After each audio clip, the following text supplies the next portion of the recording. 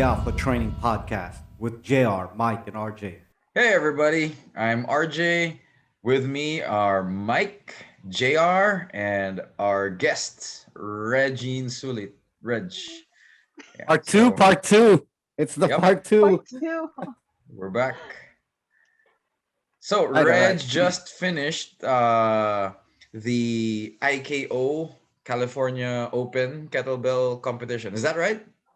Name's Yeah, right? it's the IKO Worlds and Cali Open. So technically, what division I was in was just the Cali Open because I didn't compete in the heavier belts this time. Mm.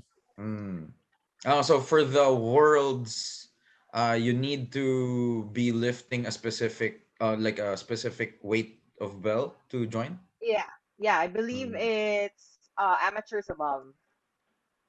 So amateurs is women 16s and men's 24 kilo belts.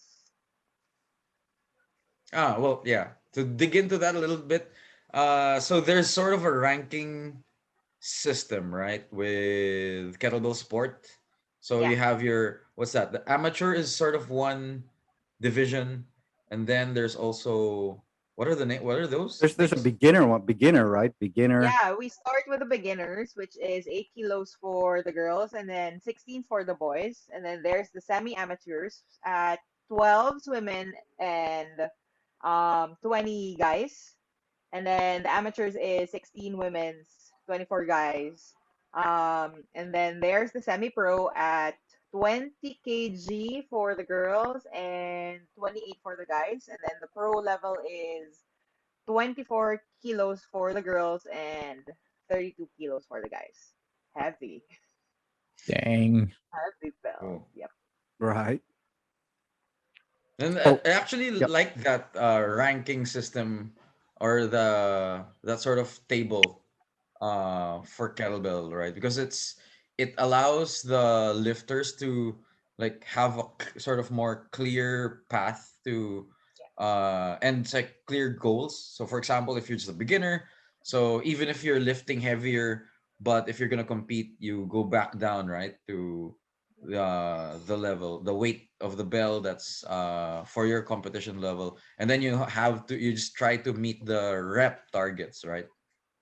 Yeah. So I have a lot of students who are also jiu-jitsu athletes. So I know Mike has always been doing jiu-jitsu. So they like to compare it to the belt system in jiu-jitsu Right. and other martial arts. Mm. So what they say is being at amateur is like being a purple belt.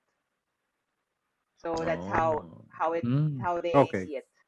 Nice. That's cool. Cool. So you pretty much purple belt is, correct me if I'm wrong, Mike. It's like you already have a handle of the basics. You already have a handle on. You sort of have like a solid game, and then Yeah. So, yeah. yep. So it's kind of the belt where you're discovering your personal game or your personal kind of style of jujitsu or your preference, right? Mm. And then kind of moving up, it's obviously the next level would be kind of refining that. And then obviously, and then the black belt is kind of the like the pretty much everything. You have your own style, and then now it's just really getting all the little nitty gritty details and things down. And then obviously teaching as well. Right. Mhm. I Correct. like what Mike said that the purple belt is you discovering your own style because at this point in my training set with Coach Dennis Vasilev, we are currently cycling between long cycle, which is clean and jerk, and biathlon, which is jerk and then snatch. So we're trying to tackle all the technique work because a lot of women in kettlebell sport specializes in either just a snatch or jerk and long cycle, Mm. but or just do biathlon forever. But we'll see how that goes because I'm very inspired right now with a lot of women in the Russian team, especially this one girl in my same weight class in Russia in the Russian team. She's like probably 9 years younger than me, but she's currently, I think she is a record holder at that age in all disciplines. So In Wow. in all. Wow. in All everything. events. She Damn. just I think Damn. she holds both records in snatch and probably in long cycle Oh, last nice. year. So how in I guess different kettlebell organizations have different sets of events, right? But Yeah. I guess that maybe there's like a common or the most common events. That would be long cycle, clean and jerk, snatch, jerk, and then biathlon. Biath- yeah. So Okay. biathlon is basically just doing both jerk and snatch. So in real life competitions, it's usually around 30 minutes to an hour break before you go ahead and do your Mm, snatch. okay. So it's kind of like dealing with the two separately, as opposed Yeah. to like the long cycle, which is one. Yeah, because when you do the long cycle, there's the swing aspect in the clean and Yeah. then the overhead aspect with the jerk. But when you do biathlon, your overhead aspect of the lift is your jerk, and then the Yes. snatch aspect is your snatch. Swing Uh, aspect is your Swing. snatch. Right, right. So did you do anything different from this competition and then the one you had? I think you just finished when we spoke to you last time. December, yeah. Yeah. Uh, uh, hmm. This is actually probably around a year after I last held onto a pair of bells because since the pandemic happened, we didn't have access to kettlebells, and no one was selling enough bells for everyone. The Mm. weight we needed and the kind of bells we needed were always out of stock, and we had to cycle our bells within the club, so we basically shared the bells together. So after one person is done with, let's say, the 12 kilo bells, they pass it on to another athlete so they can train. So I decided to stick to snatches last year since the lockdown until December. So that's what, 9 months at least. I wasn't even able to finish my long cycle training from before the pandemic. So being here, starting again with the double bells, I'm currently like trying to get a feel of being under a pair of bells again versus being under just one because I think it's physically different. It demands your body in a different way or in different ways versus just snatching for 10 minutes with just one bell and then switching halfway in between versus this time you're holding on to the bell for 10 minutes straight. I think precision wise, you have to be really precise on a lot of checkpoints within the training cycle. So um, we chose to take it slowly this time. So I was comparing my numbers from last year's long cycle versus now. I'm definitely a little slower, maybe 1 to 2 RPM slower than my previous records. But technique wise, I'm very happy that it's falling into place more. So this allows me to be more confident in going faster maybe on the next cycle, which is after May. So we'll see where it goes. Cool. All right, we were losing you a little bit at the end there. Anyway, So um, well, what what technique improvements did you get, and like how critical is it to your performance? So before I started my current cycle, I was watching my old videos and I was trying to be as honest as I can with what I was doing, and it's really hard to to be honest with seeing allowing yourself to see where you suck because most of the time you're just gonna say, "Oh, my reps are so good this time. I did 10 RPMs and blah blah blah. I didn't die." But I was trying to fix a few things, mainly my insertion point, where from the clean you insert your hands to the rack, because that was throwing me off before. I was doing it faster, but um, the lack of precision from that moment made me sacrifice precision in the jerk because of the rack position. So um, what we discovered lately is, if something is wrong in your technique, it probably isn't that point. For example, it's your jerk that's being wobbly and all. It probably would be your rack position, because your elbows aren't in the right place. When you dip, your elbows slip. Therefore, you're pushing your arms more with pushing the belts more with your arms. You're not really doing the hip bump properly, so that's why it ends up wobbly and you tire your arms out. So that's So one like, thing. so when you had the problem in this on the jerk phase of the movement, but the problem was not the jerk itself, but the setup to it, which is the previous Yeah. movement. Yes. Yes. Exactly.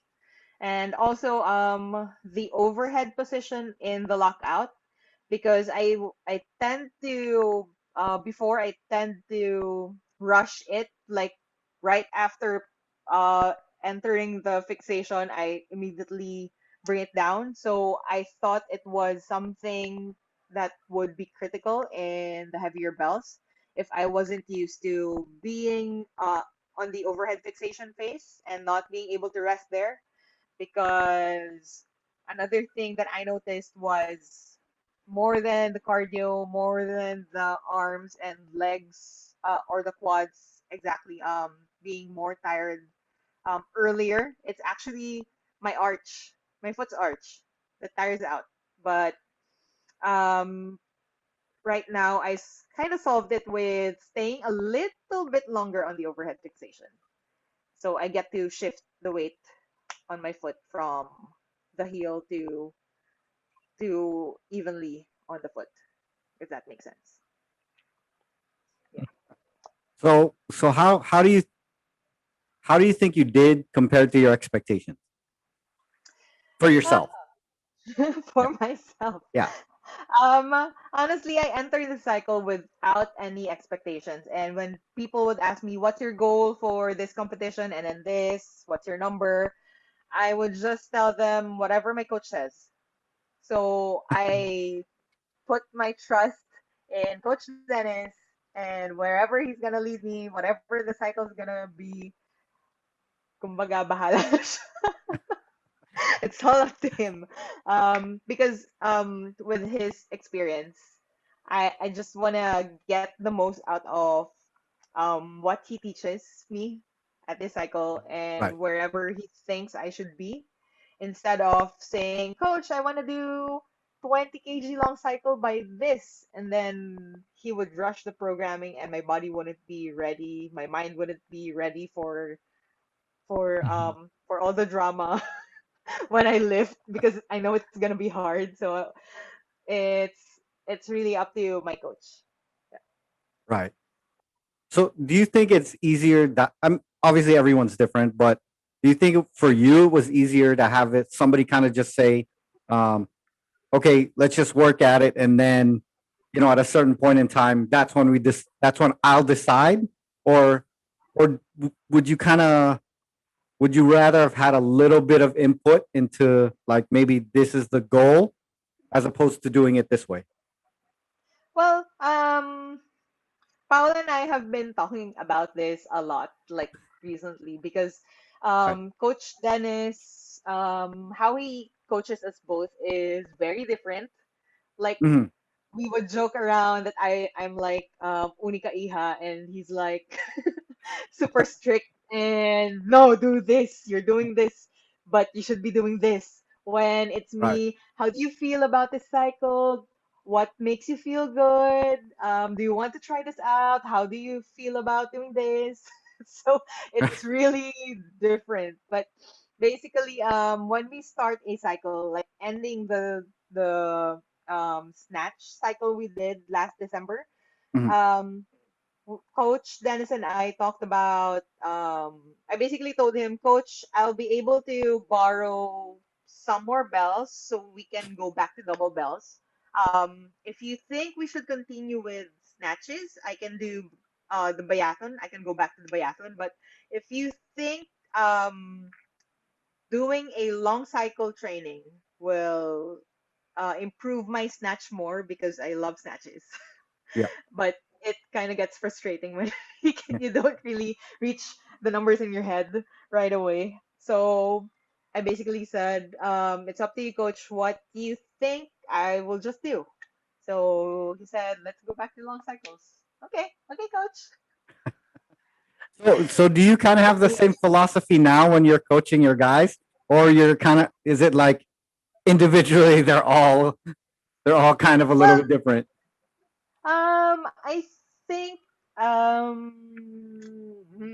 Uh-oh. it depends on the person, but when as a certain athlete is just about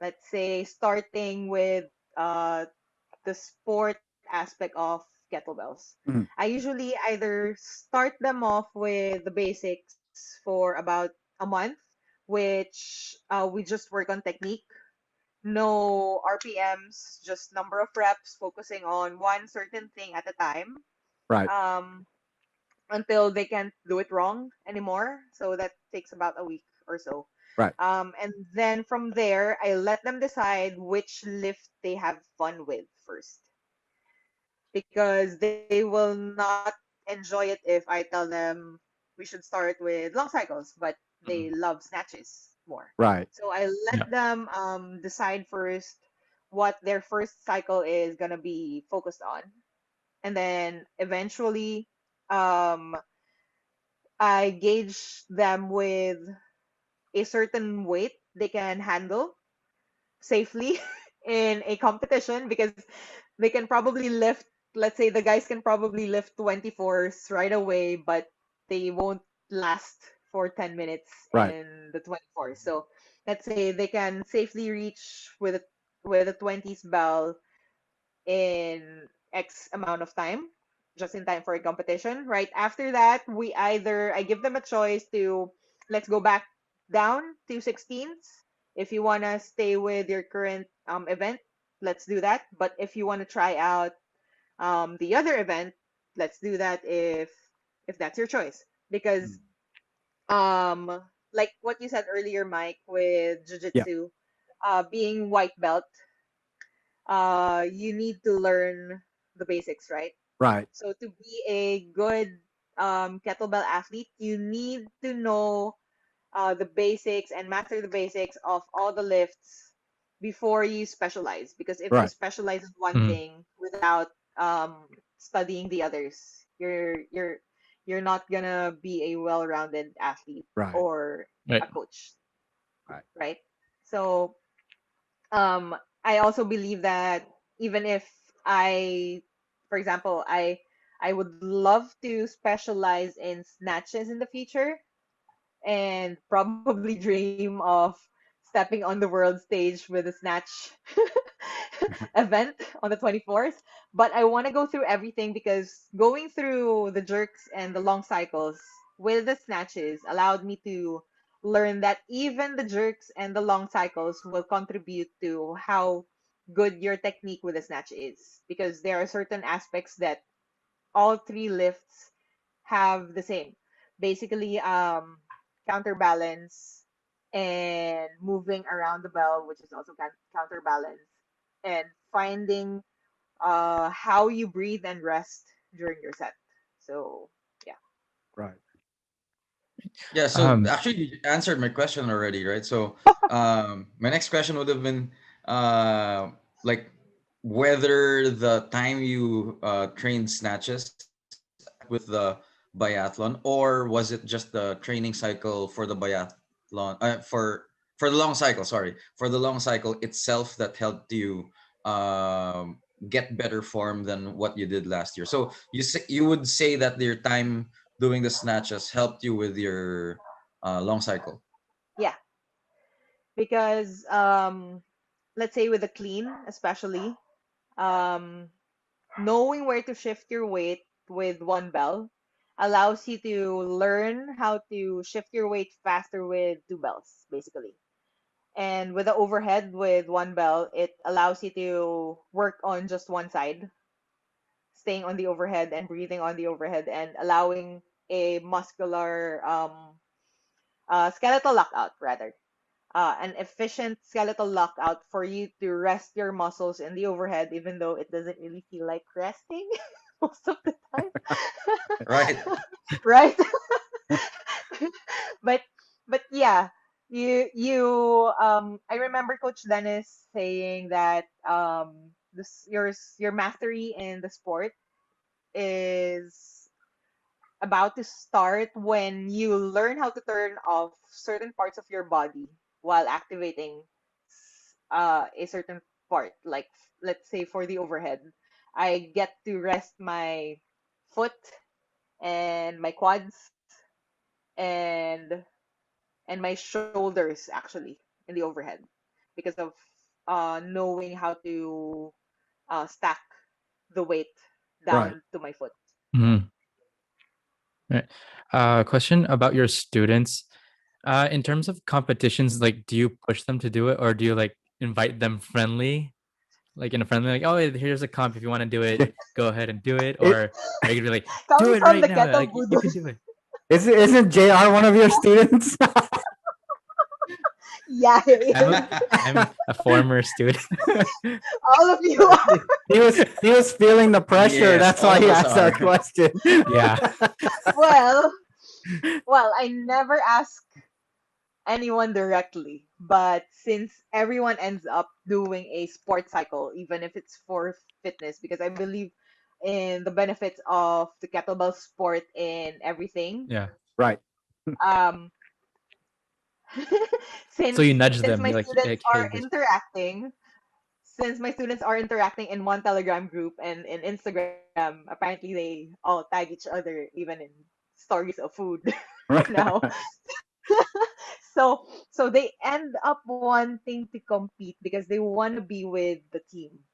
So Mm, I try to build a group that um sees each other as friends instead of Right. just I'm under Coach Reg.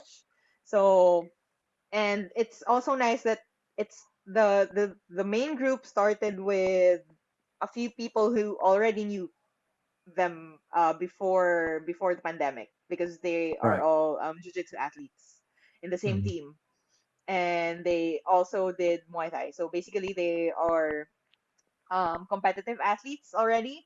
So when someone comes in the group, they get chatty and all, and it's not awkward at all. They just end up So having fun. it's slight shaming Nice. only. Except for Mike and JR who aren't really active in the group. Yeah. Well, Called out. the that's a I've different shifted level to of another commitment. sport. All right. I And I can't. will not be shamed into that. Yeah, but JR already met a few of the guys, right? Mhm. Last Yeah. competition in Last comp. December. Yeah, That yeah. that's why he's asking. That's why he's asking. He's feeling the pressure. I see the invitations on Telegram. I'm like, should I join? Should I not join? See, I'm not telling you to join, but you're thinking about it. I'm Right. tempted. That's how it works, man. It's like Yeah, kettle Scientology. boodle. Just try a few lifts, a few Yeah. kettlebell lifts on your off Yeah. day, right? Just try it. Just try 5 minutes. Do it for 5 minutes, and then it becomes do it for No, ten just minutes. 20. Oh, we start with 10 reps and then it Yeah. becomes 20 reps I and do it then on it my active rest becomes days. So see. Okay. So you say like most of your athletes are actually like already competitive from before. Mhm. But how Yeah. about do you have any Do you have any clients or athletes that were or are not competitive? Yeah, there are. Most of them are still in the fitness programs, but they're basically lifting kettlebells like kettlebell sports, but I integrate it with the general programming. So it's still part of the program, but it's more into just them having fun because these guys are the titas. Oh, right. Right. Yeah, So, but yeah. yeah, quick, quickly, like, what percentage is female of your student? Like, do you notice there's a like, is it a 50-50 split, men and women, or is it still kind of mostly men and only now kind of starting to grow into like into a more like female oriented sport? Um, as of now, I think it's 50-50, Really? but Cool. that's covering all the competitive ones and And the the fitness one, fitness ones. But the right? fitness ones, I I have two. No, I have wait. I have three of them who are interested in training towards sport Wow. Nice. Okay. because they see me especially with the snatch. So the house special is the silky smooth snatch programming. and they love watching how I snatch and they want to learn it. Mm-hmm. So from trying it out to learning it and being able to do X number of reps, and they see the reps becoming easier and they can put in more reps, allows them to feel like they can be confident enough soon to compete too. And since it's also more convenient because it's all online versus Right. before that you have to be there, you have to set aside a specific day because you Mm-hmm. need to travel to competitions. But now it's just record yourself, submit it, done.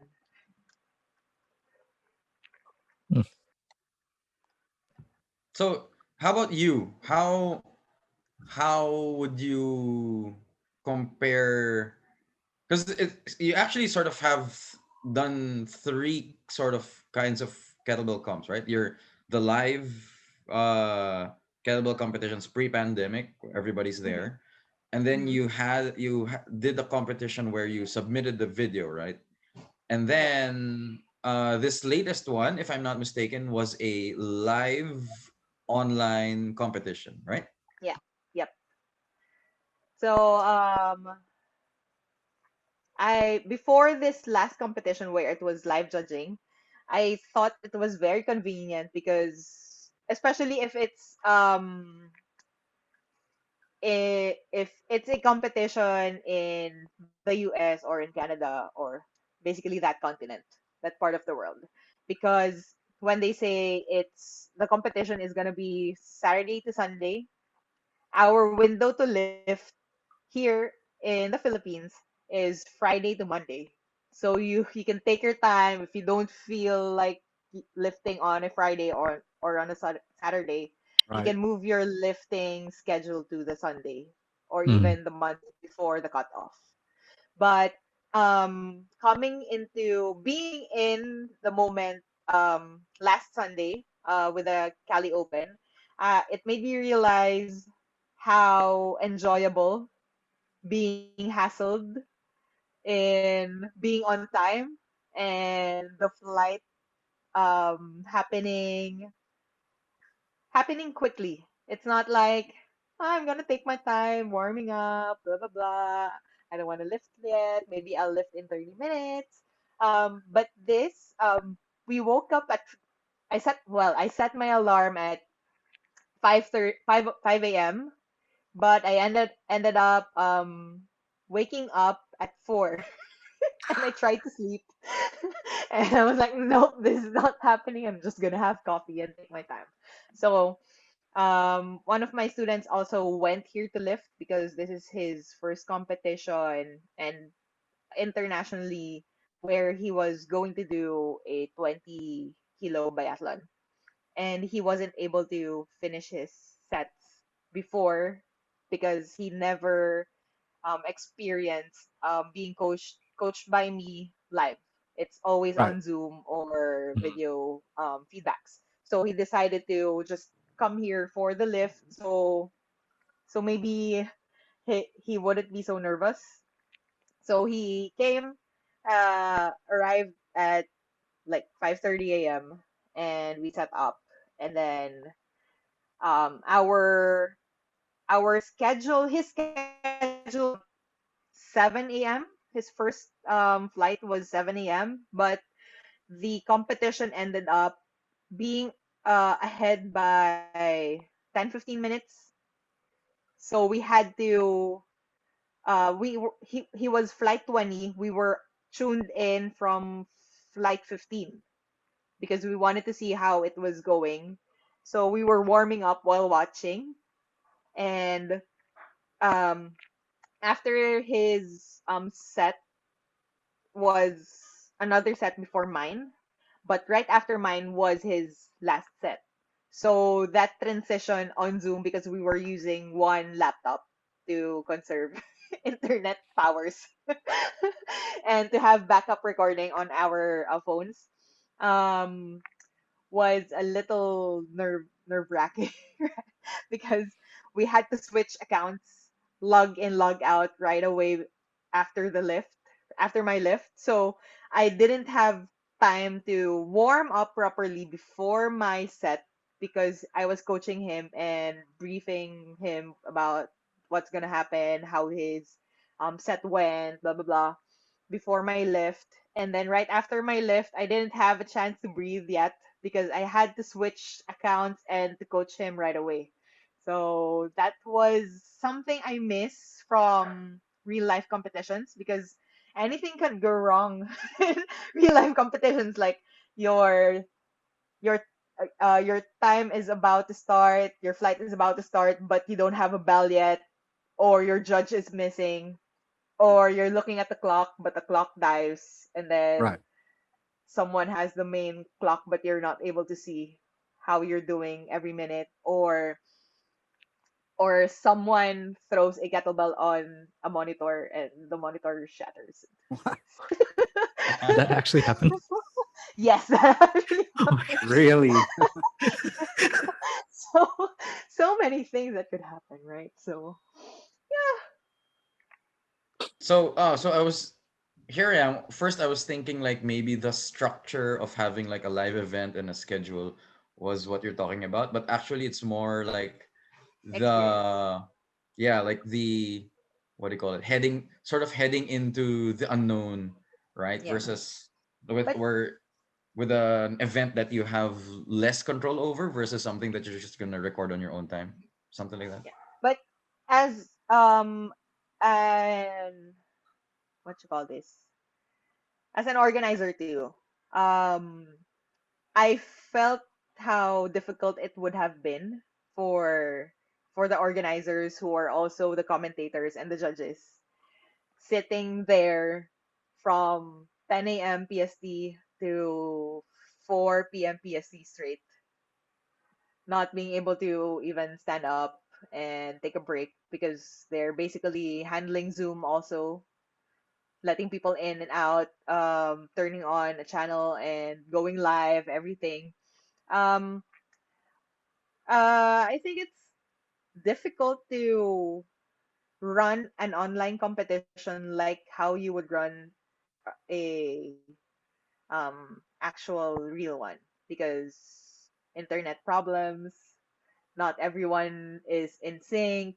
You have to check on everyone, which is harder because it's all digital, right? So we're actually Paula and I are actually at the point where we're thinking about how to improve the competition experience for everyone because like what I said, the convenience of having an online competition is there, and it's nice for people who are new to the sport, especially now, because you're basically in your home court, right? Versus you coming in a new venue and you don't know how humid or how hot it is, if there's enough chalk, if you have enough warm up space, if your coach will be there, or if your coach has another athlete in the same flight as you. So yeah, it's all about figuring out how to make the experience better for everyone.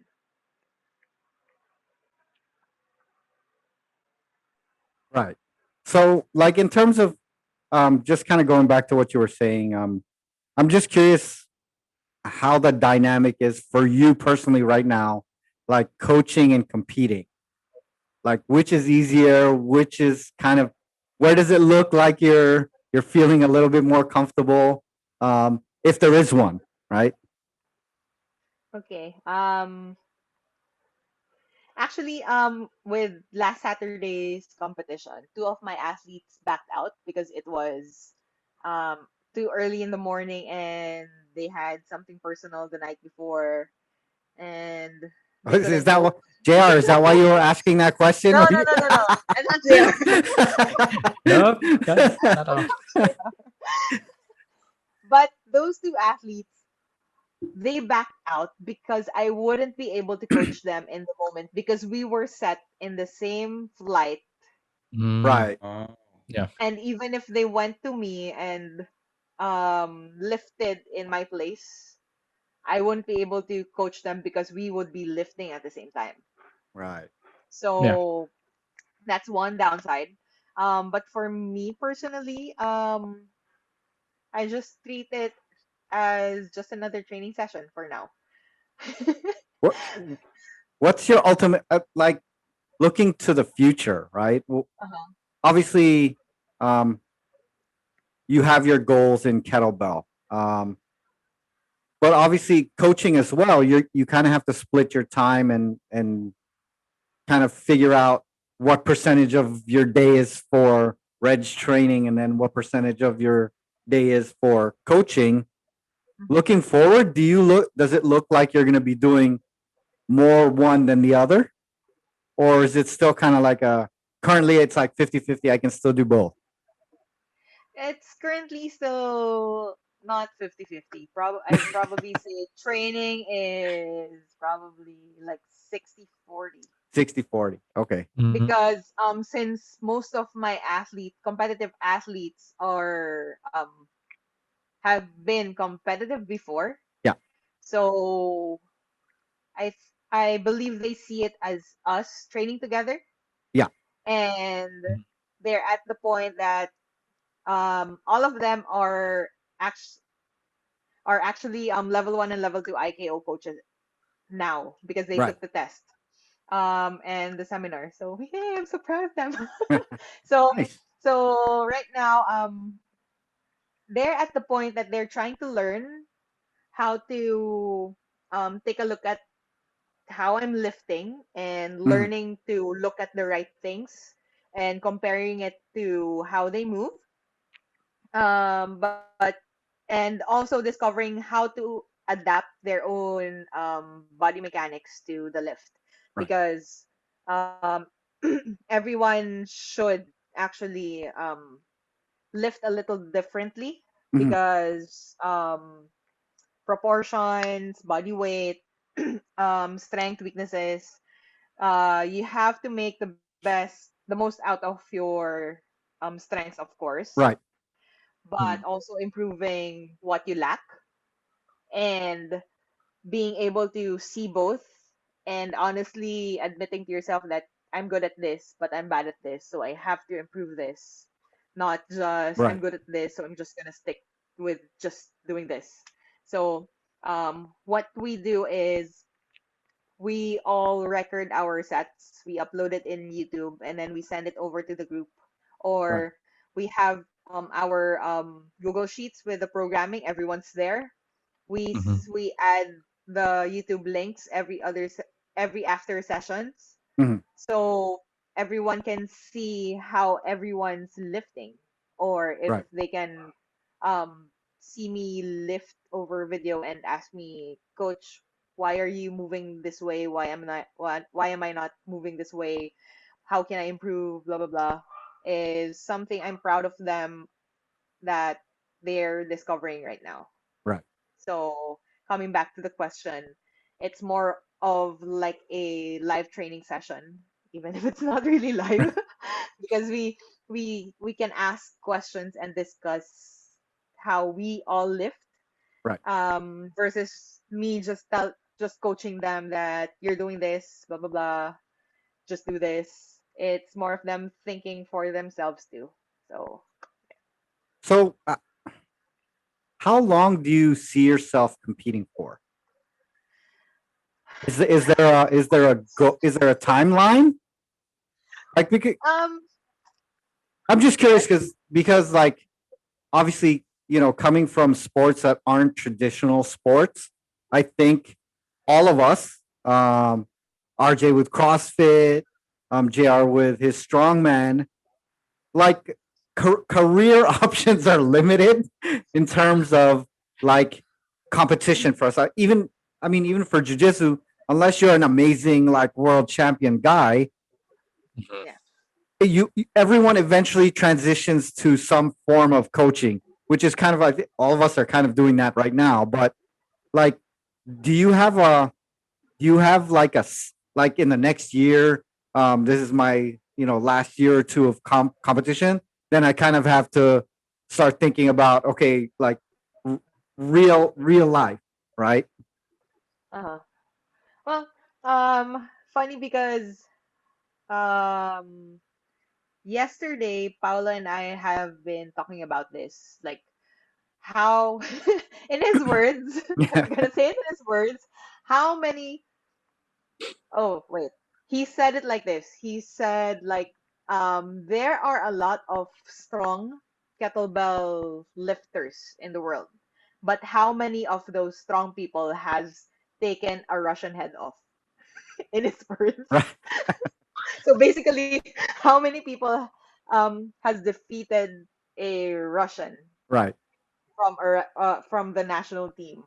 And we could only think of one who set the bar so high in the women's, which is Kim Fox. So she's kind of basically the reason why um the women's are under double bells now and not under just one belt because she's Okay. so strong. so how many non-Russian or non-Eastern European kettlebell lifter has stepped on the world stage? And we kind of agree that we're on all on the same page that if we can't take a Russian head off in the Right. future, should I be saying this at all? If we can't defeat a Russian Well, you're lifter, gonna be accountable now. if we can't defeat a Russian lifter, we might as well just try and step on the world stage. Right. So I don't see myself stopping until I reach that point because I'm also inspired by a lot of kettlebell lifters who are all retired, but like Coach Sergey Rudnev, Okay. he's he's way past his prime years, but he's still lifting double 24s, double 28s, and still Right. competes in those Mhm. weights without failing technique or the numbers he's after. Like for last December, Coach Rudnev joined because Paolo just casually told him, "Hi, Coach, do you want to lift for the Asian Championships?" A week before, and he was like, "Sure."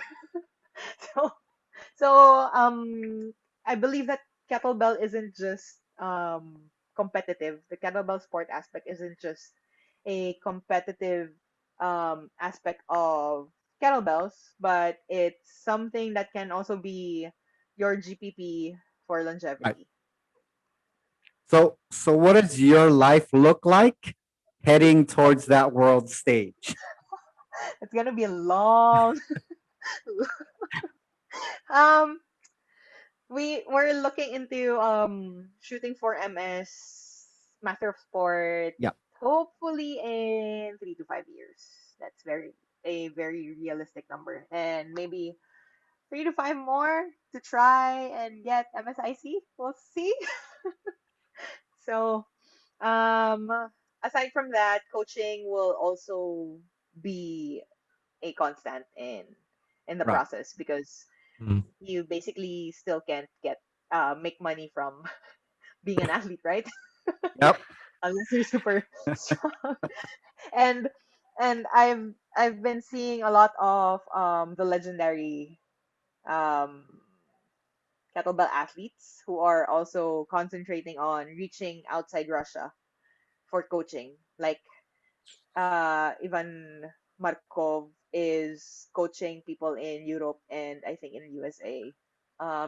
Oksana, the kettlebell juggling legend, is also now coaching juggling online, Right. and a lot of other athletes are doing so as well. So it's definitely gonna be interlaced together, coaching and competing, because Mhm. um, I believe that being a good coach is also discovering how I can move better, because I'm gonna go Right. through all the sucky parts too, so I can relate to my students too in the future. Right. So what do you think, like what aspects in your life do you think you've had to kind of sacrifice to chase the athlete slash coach dream of kettlebell? Well, I basically let go of um, a lot of um, design clients Right. Mhm. at this point, because I'm also a graphic designer and social media marketing so thing. See, I don't know what it's called anymore. Social media Past management. life, past life.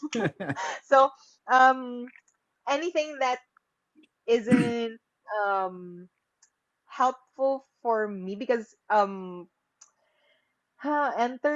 starting this year, I kind of figured that I want to help people more. And by helping people, I feel like I help people more coaching them, even if it's through competitive kettlebell sport or through fitness. Right. But I definitely feel that I should be there versus just designing for this one thing and then it's gone forever. Right. I also basically like to get to know people and build relationships with them, just as I've always had fun being box manager for CrossFit boxes, and basically being there all day and talking to people and the coaches and stuff. So I think um, getting to know so many people through the process, even if it's still the pandemic, is something that I really enjoy. Mm. And knowing how to motivate them and how to um, let them discover um, how much more their bodies are capable of. Right. It's something I'd like to do in the long run versus just sitting all day and designing for a one-time thing that I won't be able to build as Right. much as I can as with a person. So Right. So kind of going from that, you talked you mentioned a little bit earlier, sorry, I'm trying to figure out how to phrase this correctly. Um, do you think, like, with the growth of functional fitness and a lot of strength-based sports, that um, body image is something that a lot of women are having to deal with when they're entering kind of the more, I guess, you would call male-dominated sports? Um, uh-huh. just, obviously, being in a sport like kettlebell, that's not really a normal kind of, although, like, for all of us here that all do kettlebell, we kind of know its advantages for general fitness. But I think, like, when the general public or the or the the general population sees kettlebell, they kind of look at it and they think, oh my god, that's ridiculous, that's so heavy, whatever it is, I'm gonna get so big. You know what I mean? How have you kind of dealt with, if you've encountered any of that? How have you kind of dealt with things like that, um, in kettlebell sport and in just fitness in general? Well, in coaching, everyone starts with signing up because they, especially right now that they're everyone's at home and they don't have space and they Right, just bought a kettlebell because they don't have anything to do, or they right, can't have bigger equipment because of lack of space. yeah, So everyone starts with the general programming for fitness, and depending on how good they move, how improved their movements are, their posture are, that's when I decide to slowly put in aspects of the kettlebell sport. Because right, as basic as the swing is, with how many variations you can do with the swing, that's already one aspect of the sport that we can right, put in the general population. Because um, even with, let's say, I'm doing the sport aspect, but with my GPP, we right, still do hundreds of squats, hundreds of presses, hundreds of rows, right, squat variations, core work. So what I do for the GPP for my sport is also a good conditioning option for the general population if you scale it down to their level.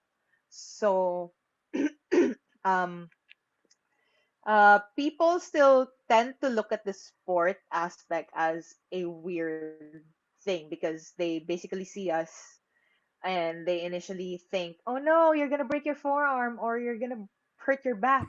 right.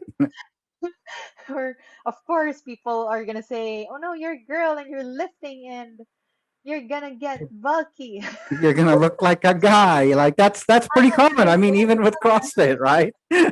Yeah, of course it is because of um the image the society has built in so many years. Like there's a certain um variation of beauty Right, in every era there is. Like the concept of beauty now, which is, let's say, strong independent women right. who lift, Who lift? is different Right, from the women in, let's say, the Victorian era, where right, it's voluptuous and right. white and Small smooth waisted and, and Yeah. right, yeah, not moving women. right, So so beauty, I think beauty evolves, but I think it's good that we've come to a time that women are finally deciding what beautiful is for them, right, not Mhm. just putting themselves in a vessel that the society built because they think it's what looks good. right, So beauty right now, for me, is discovering what you like doing and being passionate about it, because beauty isn't just how you look. Like, girls aren't just pretty things. Like, remember that meme where, what what does it say? Like the TikTok thing. Um, I don't I don't lift TikTok. like man. I don't lift like man. Like, I don't. You know this, Jr. Oh yeah, that one. JR. Yeah, yeah. I was like, Wait. I JR. don't look like Um, man, but I want to. I will I be. lift like I want Somebody's on TikTok to too be much here, strong. JR. Like, oh, here, I lift to be strong like bitch Beats who up bear or something, um right? beats up Yeah. bears in forest. Something like that. So it's very Russian, right? But but I've been following this account for so long because JR introduced it to me. Look like a man. Is Yeah, it which look one? like JR, a did man? she just keep selling you out every I know. It's JR. I had nothing to do. I was on TikTok. Okay. time? So there's this social media account where women openly um screen cap guys who shame them, Yeah. like Right. telling them that um there's even this wild thing that someone said that women wanting to be strong is the death of um gender equality or something like that. Like what? Yeah, something like that. Yeah. So so I'm really happy that women are trying to um become more active, and through being active they are uh taking care of themselves more and not just um being stuck with the thought of I'm a girl, I should be staying home and taking care of the kids all my life, and I have to leave my dreams behind because I'm gonna be married soon and I have kids and those kind of things. But in reality, even if you're married and you have kids, the more you have to take care of yourself by being active and choosing a healthier lifestyle, because who wants to grow old and having your kids um depending on your kids with even just getting out of bed? Mhm. Won't it be a better life if you grew old to like 85 and you're able to go out with your kids and grandkids and maybe great grandkids at that point, right? Right. So Hmm. I think women are now heading towards that path, and that's something that I'd like to see in the future too. And now that you brought up that IG account, the "You look like a man," Yeah. have you received any comments like that, or direct Yes. messages, or even in person? Like, could you Yes. give Whoa. examples? I'm curious now. Yeah, a lot. Like there's this the most recent one that I can remember is, so I posted this video of me lifting as a training log because my Instagram Mhm. is basically my training log. And someone left a comment saying you're just using momentum. And and in Well, my head, that's With isn't that kind of part of it? Like, that's It's just like that's a one whole aspect, other right? you're not issue. using your arms. And there are random times before that um I stepped out of the house, and one of our neighbors was cleaning up her front yard and stuff, and she was like, "You looked nicer before when you were thinner." And my mom was there. I didn't say anything, and my mom was like, "But she's stronger now. She can carry you away and throw you." I'm like, "Thanks, mom." nice. Nice, Good mom. job, mom. Good job, mom. But a lot of people don't realize that being thin isn't equal to being healthy, because Yeah. I've been through that phase in life where I was thinner, but I was unhappy, and I had anorexia and bulimia and depression and anxiety, and I couldn't function. I couldn't even create stuff for work because I was still in the ad agency back then, and it was no, I, looking back, it's like looking at a different person than who I am. Like I can honestly say I don't know who that person is anymore. So Nice. I mean, are you comfortable like sharing Uh-oh. how how that happened? Like, yeah, I thought you were sure, gonna ask sure. something else. I mean, What? Like what? No, we'll just stick to that question. Maybe we'll get there later. I feel like it's gonna get there. um. Okay, I'm so assuming this happened like in your teenage years, maybe? is it still teenage? No. Or This happened around 2010 to 2014, I'd say, 4 long years. Um, It started in college. I remember my first anxiety attack. I was trying to finish my thesis, and I suddenly felt my heart race, and I thought I was having a heart attack.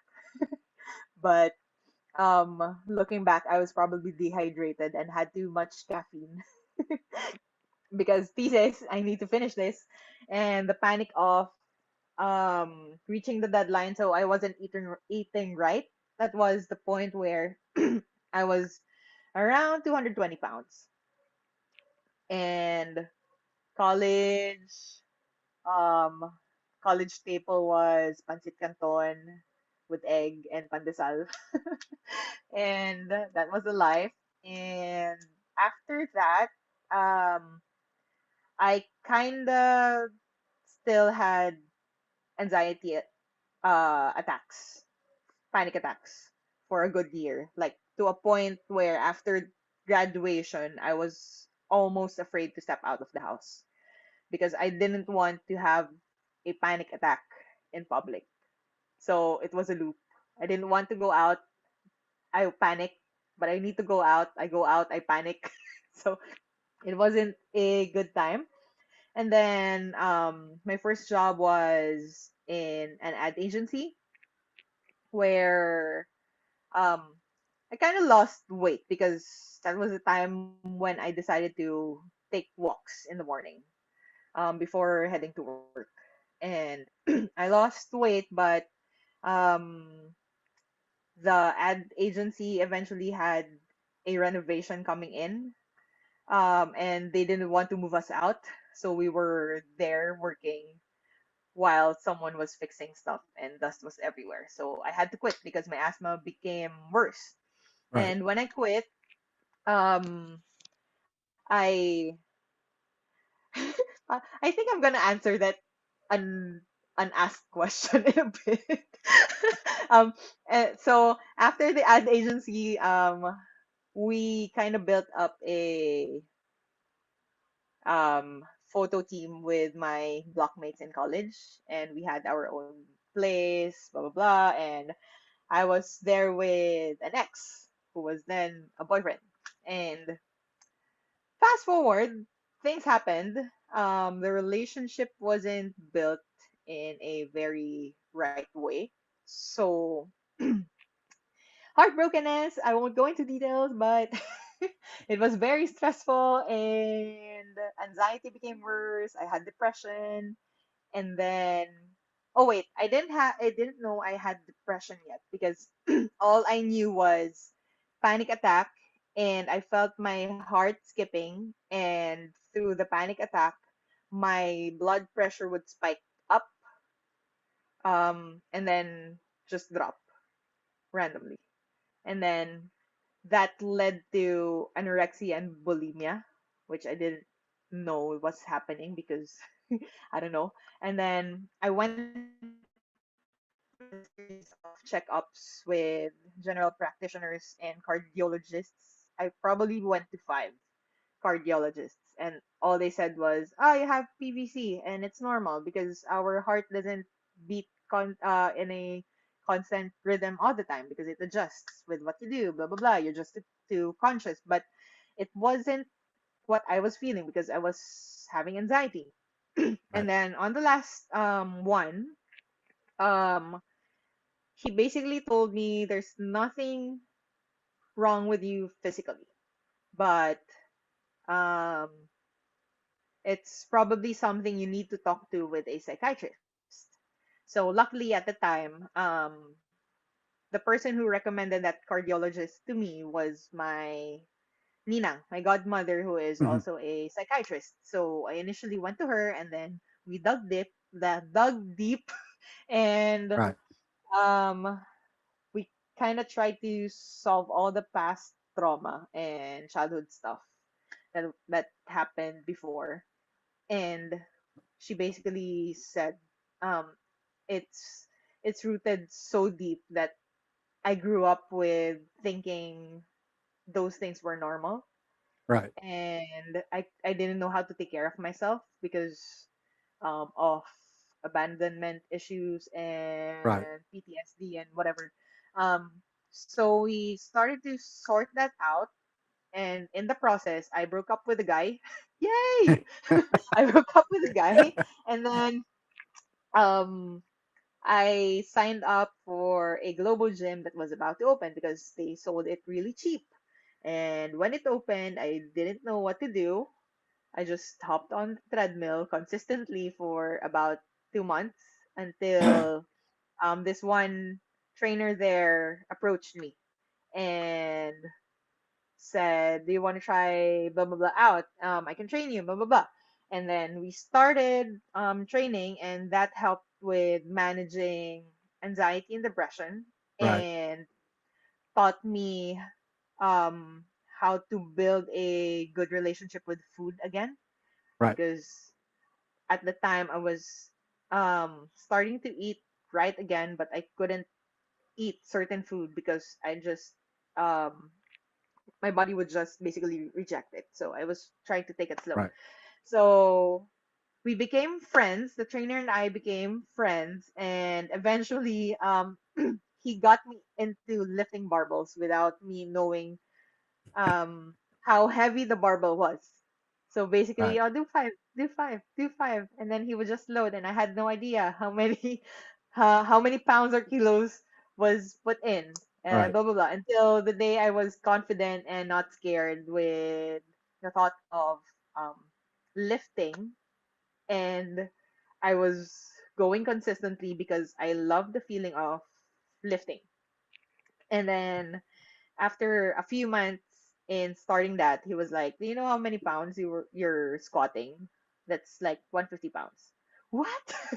That's my weight then. So it was Nice. exciting because he taught me. He's probably the first person who taught me how to How to lift. boodle? Yes, my first Moodle experience. See, I think we just heard the origin of kettle boodle right kettle here. baby.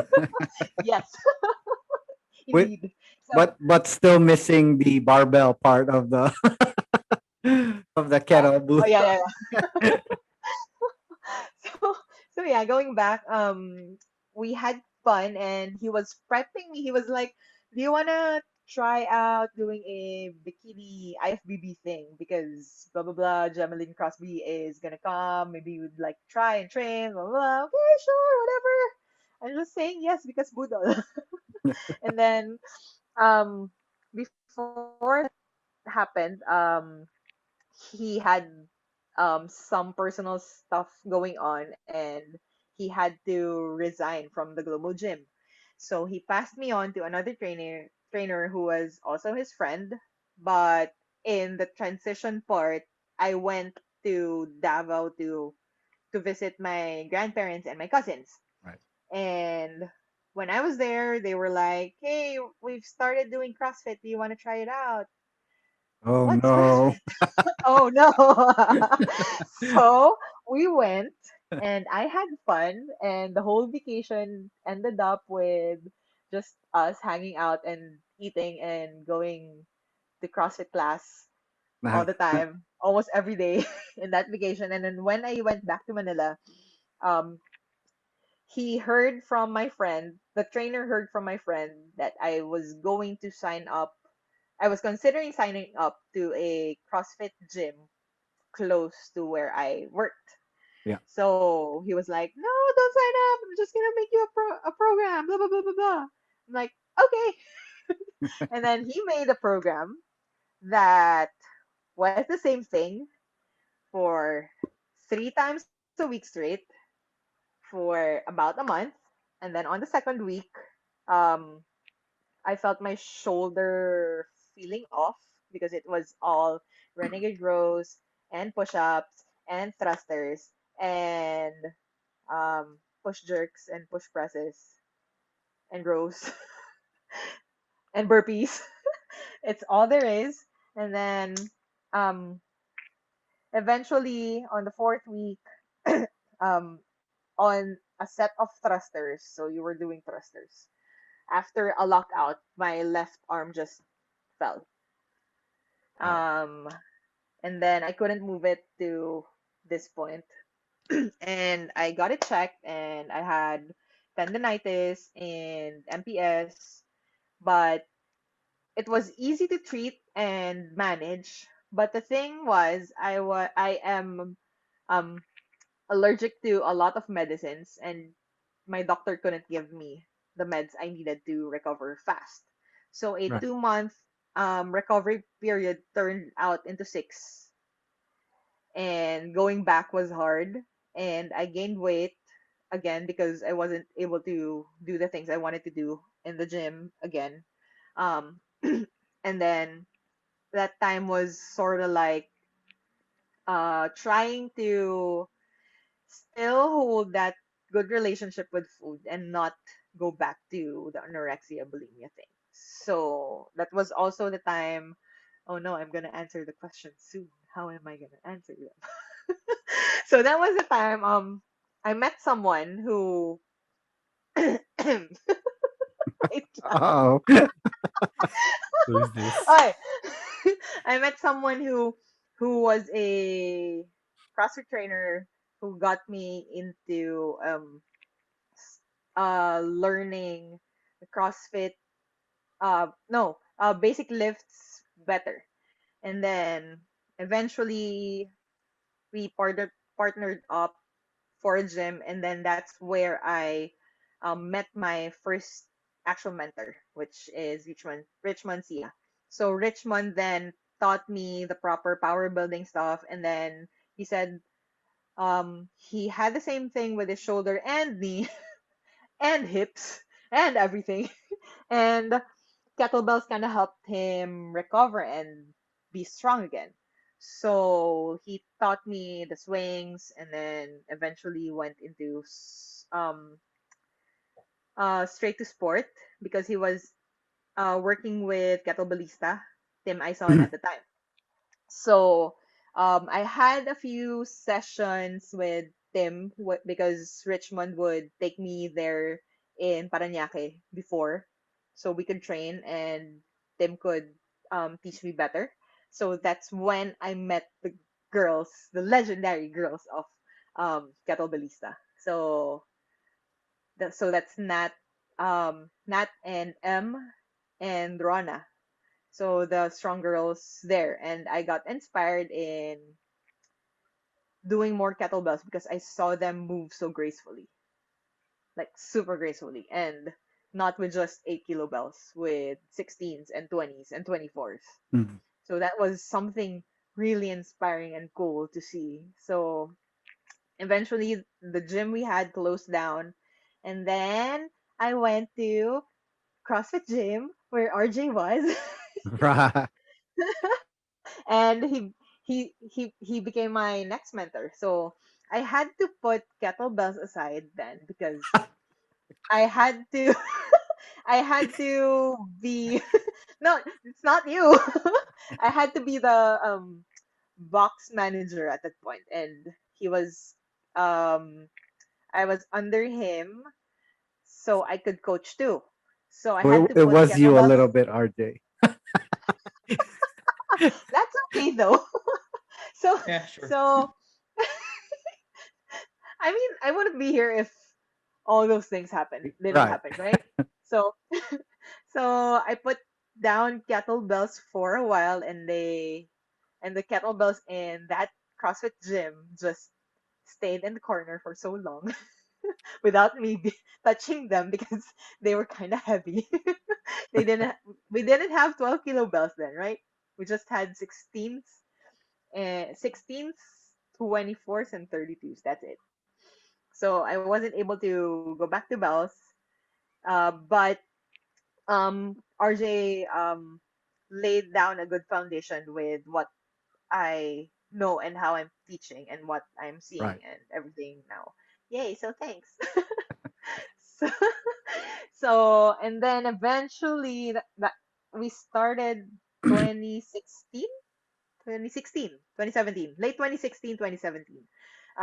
End of 2017, Paulo posted that he's gonna do a kettlebell foundations class because there's gonna be a competition in March 2018, and he's gonna give out free to whoever's gonna attend the foundations class. So I attended that with one of the members of that of the CrossFit gym we were in, because that person also went to the gym before that, yeah, that closed down.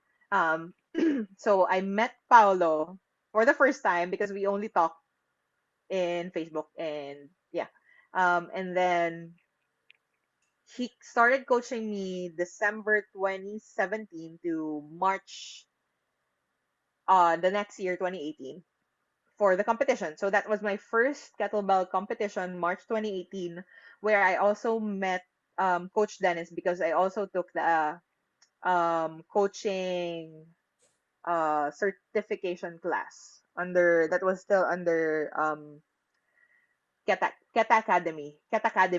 It wasn't IQO yet. So I earned my Ket Academy level 2 then, and I didn't have Coach Dennis as my coach yet, but I still had Paolo for about until October that year of kettlebells. So that process of being around the right people in the community was something I'm very thankful of, because um, they they helped shut down my misconceptions about um, myself personally, because they were able to bring out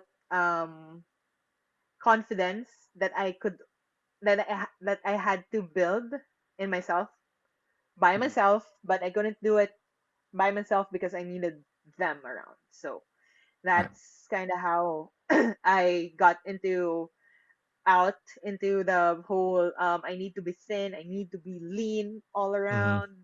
I Right. need to be this, that, I can't be this because people would think this. So they kind of shut out the um, misconceptions from this Right. society, what the society built Yeah. with what beauty is, and also being around the CrossFit gym all day and talking to all the girls, because I was the only girl coach then for most of the time, was something that also helped me heal from past trauma and issues, because I was able to see their struggles to a point that I went through that and Right. mine was harder. So maybe I can help them go through that easier because I went through that the hard way. So yeah, Right. there you Nice. go. So that sort of showed you more value in like the journey that you went through. That, Yeah. yeah, you're able to So use it to help others. yeah. So right now looking back, um I feel like I had to go through those in order to be the coach I am now, and the athlete I am now, because I wouldn't know how to handle bad days Right. as good as I do now, Mhm. versus before that everything was just bad days all throughout and I couldn't see the good. So yay. Cool. Okay, now we really want to know the names. After all that, we just really want to know who those people were. Nope. No, that's an amazing story. I mean, like, I think, like, when you see how kind of the image women have of themselves now has changed from, like you were saying earlier, from like the 50s and 60s, where they were the housewives, the the petite, kind of, from that to now, where it's like you're saying, the independent women, where strong is sexy. I think in the Philippines, that's starting to be a thing. I think we're a Yeah. little bit behind other places, but it's awesome to see people like you and other women kind of taking up that banner where, hey, we don't have to be the petite, stay at home, or meek, kind of timid Asian, typical Asian kind of, woman, to, yeah, we can be strong, right? We can hold our own. So that's I mean, it's great. I think that's something that's really needed, especially in a society like the Philippines. It's very, I don't want to sound too woke, but it's very male dominated, right? Um, so your story kind of mirrors a lot of other women who are now kind of coming out in the forefront and excelling, not just in the workplace but also in athletics, right? So people like obviously Hidden Diaz, people like uh, Pauline Lopez from Taekwondo. Like now it's okay to be an athlete. It's okay to kind of be fit. It's okay to dominate in your sport, right? Yes, that's also like a Regis story is sort of like the story of women athletes or Right, women, yeah, women athletes here in the Philippines, because right, before sort of like the time when probably you were doing the bodybuilding thing, right? That was like I guess like around 10 years ago. Yeah. Yeah. It was really still what was accessible and popular at the time, At the yeah, point. exactly, even before that, right? So it was still all about getting your figure, being very aesthetically Yeah. focused or outwardly focused, right, versus now that the functional strength and strength sports, functional fitness is getting popular. You see now more and more people getting into more focused on performance and the benefits, the personal benefits of the fitness activity versus just just outward benefits. So right. yeah, pretty cool. And I think like what Reg was saying, it's basically just not kind of, it's not caring too much about other people's opinion of yourself as long as you're doing what you need to do to kind of be happy, right?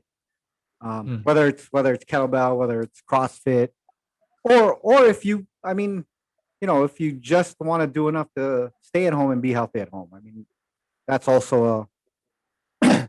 It doesn't have to be too extreme with becoming an athlete, right? It's just being the best version of yourself, I guess, is what it is.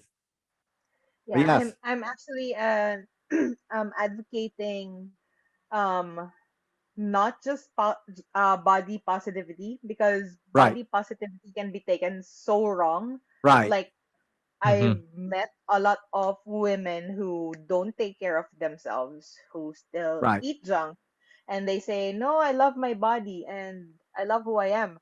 But if you really love your body, you're supposed to take care of it.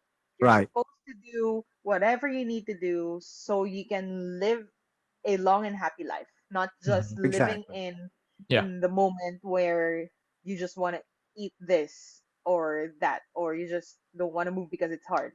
um right, I'm also at the point that I support my students, not just in a way that I coach them, but as someone who went through the obese phase, and then to down to anorexia bulimia, and right, then back up, and to at this point where I know I can improve myself, but it's hard.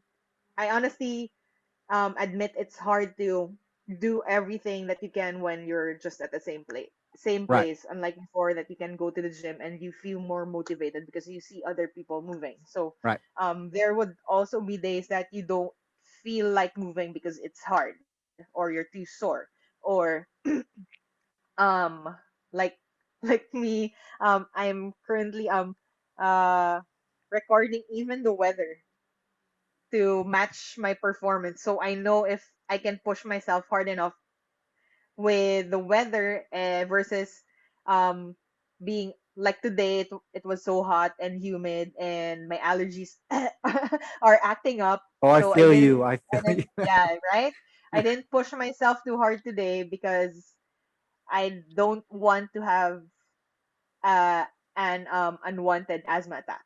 Right, So there are a lot of factors that especially right now, you're just at home, it's harder to find inspiration and be motivated to push Mm-hmm. yourself harder. um I like to talk to my athletes in a way that I'm not just a coach trying to get them from A to B, Right. but not considering everything in between. Mm-hmm. Um, especially the girls in the Kettle BB club, Right. because girls have PMS and period and everything in Right. between and hormones and Right. sadness, and then the next day you have your period. So Right. we're at the point where we are all open to whatever's happening in our lives. I don't just coach them with movement, but I try to be there as much as I can personally, because training or trying to be fit isn't just the hour or 2 hours you put into your workout. It's everything that you're doing the whole day. Like, um the reason why I'm quitting a lot of my design jobs is because I know if I'm gonna sit down all day, even if it's 3 times a week in between my training days, my performance the next day and my mental state would not be as good as I need it, because I'm stuck at the same place, Right. at the same position for so long because I need to finish this. And Mm-hmm. I know everyone I'm coaching feels the same way. That's why they try to find an outlet outside just jogging, because we all need other people to help us in our journey. We can't do this alone, especially now. Right. So even coaches need coaches. So um the training mindset for me isn't just being on point on the hour of your training session. It's being present in every situation, in every moment, being present in the now, whatever that now means, and not worrying about what's going to happen in the next 2 minutes or what happened in the last 5 minutes. Right. You're just in the moment, like even with kettlebell sport. The thing I learned about kettlebell sport is the 10-minute cycle, the 10-minute set is super long when you're under the bells, but it will feel longer if you think of the next few minutes instead of Right. thinking of the current rep Right. or the Mm-hmm. current movement you need to think about. So if you're to think about Nice. everything else, you won't be able to um, think of all the things that you can do at this very moment, that you can choose to say yes to, instead of saying yes to I have a meeting at 5 p.m., but it's only 9 a.m., but I'm currently worrying of the 5 p.m. thing when I'm here supposed to enjoy my coffee. So if you maybe just enjoy your coffee now and have um a better state until the 5 p.m., then maybe you'll be able to do the 5 p.m. way better than you um, finishing your energy reserve before you reach that point. So, Right. Yeah. So Kettlebell basically, is life. yeah. kettlebell is Right. life. So That's so cool. I think it's just basically, I guess it's being present, right? At the current time. Mm-hmm. Like everyone, I think everyone likes to look forward, which is a good thing. Um, I think I think looking backward can be a good thing as well, but I think a lot of people tend to take um, a more negative approach when they kind of look backwards. You know how they say like hindsight is 2020 and all that. So I think a lot of people, especially currently when they're just at home, have this tendency to, oh my gosh, like I haven't done anything for the past month, and then it all of a sudden it becomes negative, right? So it's yeah, I think it's really important that people, especially now, are looking to be present because, like, I mean, like with COVID, we don't know what's going to happen in the next 6 years, in 6 months, right? Yeah. Um, I think the only thing that's been pretty constant was like we're probably going to have to deal with COVID in some form forever, right? Whether it's some mutation or whatever. So yeah, even more now, I think being present in your current circumstance is important. Awesome. And Mike, I think you're probably the person who taught me to be more mindful with the present since you gave me that panda planner. I told you that's not a plug. We are not sponsored by the Panda Planner. No, no, no, no. Although if you want to send us a few, that's cool. Yeah, I think for me, especially last year, um, well, I think pretty much all of us like it. We all go through things, and we're all in our own situation. But I think if you don't take the time out, like to be present on a certain at a certain time or on a certain day, or be present in your life in general, I think it just becomes more difficult because there's always things going to go wrong, right? But it's being present. It's for me also, like this has become a thing. Like it's just being grateful for whatever it is. It can be something as simple as like, hey, yeah, I got up early enough to see the sunrise or whatever it is, right? Um, it doesn't have to be anything complicated. I think people make a lot of assume that it has to always be big things, but it doesn't always have to be, right? It can be as simple as like when you're working out, if you're getting that one extra rep, or if you bumped up even like for me right now, if I can bump up a kilo or two, that's great, right?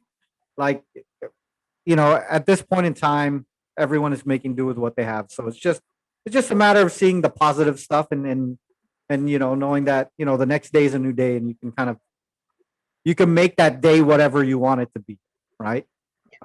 Even if today or the day before was a shitty day. Yep. Cool. This is getting deep, man. JR's next. JR's next. Anyway, yeah. It's pretty So cool to hear. It's pretty cool to hear like your journey and how and to hear how much you care about what you're doing and the people you're working with, right? So you don't uh a lot of people, I guess, like when I mean it's for fitness and even for other services and other things, right? It's like a lot of people are just, try to comply with the minimum or just go through the motions, right? And are very motivated by just, money or whatever. But it's pretty cool to hear someone who's really in it to help and to share. So yeah, pretty cool. JR, any last because we're trying to wind down a little bit because it's been like an hour. I think it's like an hour and 20 or an hour and 30 already. So Yeah. it's been a great conversation, but Yeah, um, it's definitely been great talking and getting to know more about you. Is I just met you like 2 years ago, so it's nice to Strongman. hear, huh? It's strongman. Yeah, in strongman. So it's definitely nice to hear your story and how even to me you're an inspiration and you motivate me, not just in kettlebell but also with my lifting too, with my strongman and my powerlifting. So thank Not you enough, for all. apparently. right, Not enough to join a club. right. Well, I'll just hide you. And the bottom line of this is all of this is RJ's fault. Yeah, blame RJ. But Right? it's Because it's a good thing. yeah, because it seems like the common thing here is RJ, right? No, the common thing that we did not discuss, and I don't think we can discuss anymore because we might be running out of time, is heartbreak. In another episode. Right. Is that Don't gonna be worry, don't worry. That's gonna be part 3. Reg the heartbreak The Reg episode, trilogy. right? Or another series unto itself. Right. We we didn't even try to get really. There was a lot. There was maybe another 2 hours in that heartbreak section. Awesome.